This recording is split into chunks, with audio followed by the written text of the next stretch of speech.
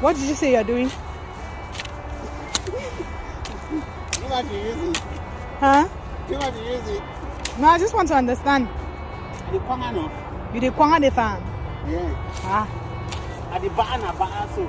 Okay, na ba that. You want a bar? That one a kwanga. Ah.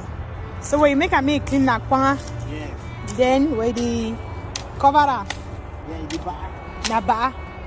Okay, ba and kwanga. Yeah. Okay. Now which country talk that? That's good. Ah. Okay.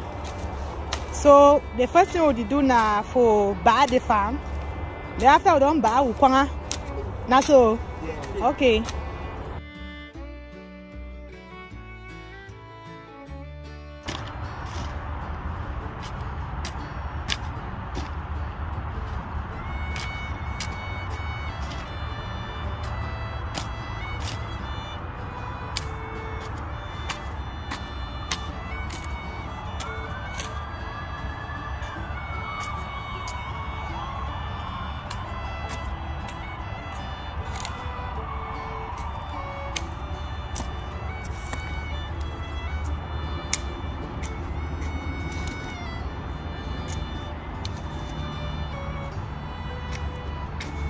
All right guys, so this is how we make our beds in my African garden. If you are from Africa, from Cameroon, you'll know what I'm talking about. Just like this, you see the ridges.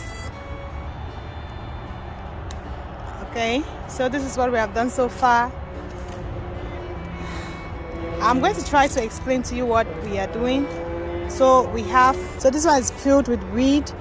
We try to cover the weed, and then we come and then we do like what he's doing right now. Okay, we cover it and make it clean. That way the weed that is underneath the ground serves as fertilizer or manure, and it helps the plants do very well. That's the reason for this style of farming.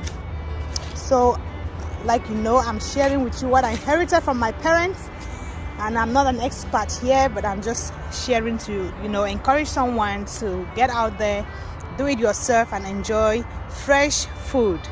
All right guys, so we are going to keep working. We still have all of this to do, all of this all the way, and then we are going to be expanding the garden. Okay, you see there's a lot of space up, so we are going to expand it right up to the tree. Right here we are going to expand it right up to the tree. So but for today we are going to just do this one. Let's see how far our energy can carry us, and then we will be planting at the end of the day.